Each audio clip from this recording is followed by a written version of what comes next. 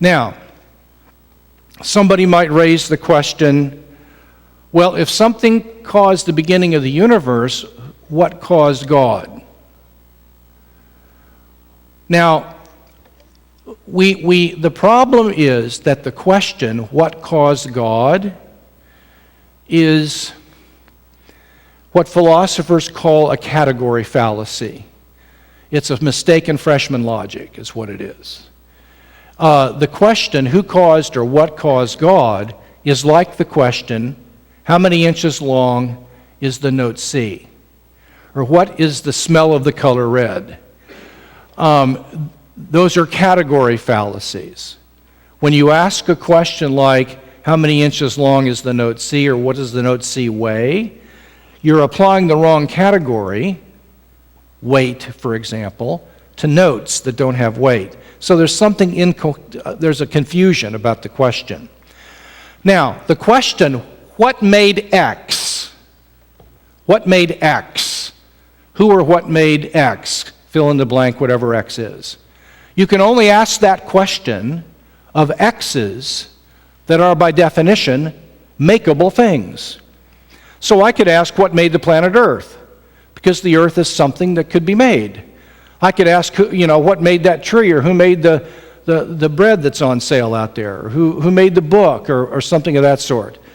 Those are perfectly legitimate questions, because bread and trees and planets and books are by definition makeable kinds of things. But God, by definition, is the unmakeable creator of everything. Now, I'm not defining God into existence. Maybe there isn't a God at this stage of the argument. But at least when atheists and believers debate the existence of God, they agree with what they mean by God. Namely, God is the maker of heaven and earth, who is himself unmakeable. He is the uncreatable creator of everything else. Are you with me on that? But all the major world's religions mean that by God, and so do atheists. When they say there is no God, that's what they mean by God. So we all agree for the most part on what God means. The difference is whether there is one. Now, given that God, the very concept of God is an uncreatable creator of everything, the question, who made God, turns out then to be this question. Who was it that made something which by definition is unmakeable? Well, how can you ask the question of what made something that is by definition unmakeable? That's an incoherent question. You can't ask the question, what made something that is by definition unmakeable? Because that's asking, what made an unmakeable thing? That's like, how many square circles are sitting in the sanctuary? I mean, it's a contradictory question. Now, is that definition of God arbitrary? Did Christians just, grab that out of thin air? No, it's not an arbitrary definition of God, and I'll explain to you why. Suppose we have a person A here, and he wants to borrow an iPod. And so he goes to person B and says to B, may I borrow your iPod? And B says, I'd love to loan it to you. I don't have an iPod, but I'll go borrow one from a friend and I'll loan it to you. So B goes to C and says, I've got a friend A who needs an iPod. May I borrow yours? And C says, no problem. I don't have an iPod, but I will go borrow one from my friend D and I'll loan it to you and you can loan it to A. So this sorry business ends up going on, and the problem is that every member in the series here is a borrowing lender. That is to say, nobody has an iPod. Everybody can lend an iPod only if they first borrow one. You with me? Now, if we keep adding borrowing lenders, we can do that forever, and poor old A here is never going to get an iPod. If we just keep adding more borrowing lenders. What we're going to have to do is to stop this sorry mess with something that's different, and this is going to have to be an owning lender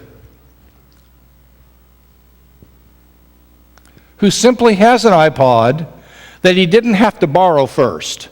Maybe he made it, who knows? but he owns one and he didn't borrow it. You with me? Now, if that happens, he can give it to him, and pretty soon he'll get an iPod. Now, instead of iPods, let's ask about borrowing existence.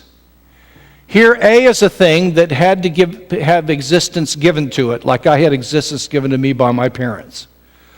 So A gets existence from B, but B can't give existence to A unless B already exists, and B has to get its existence from something else, but that thing can't give B existence unless it already exists. So it's got to borrow from D, and what you have are borrowing lenders of existence. Nothing will exist if you don't stop with a self-existent being. That is, a being that simply exists in itself and didn't borrow it from someone else. Okay? That kind of being is what philosophers call a necessary being. That kind of being doesn't borrow existence from something. That kind of being has it in himself or itself. Therefore, that sort of being cannot not exist because existence was never given to it in the first place. And it can't lose what it was never given. So the idea of God being the uncreated creator is simply the idea of God being a non-borrowing lender of existence, and it makes perfect sense.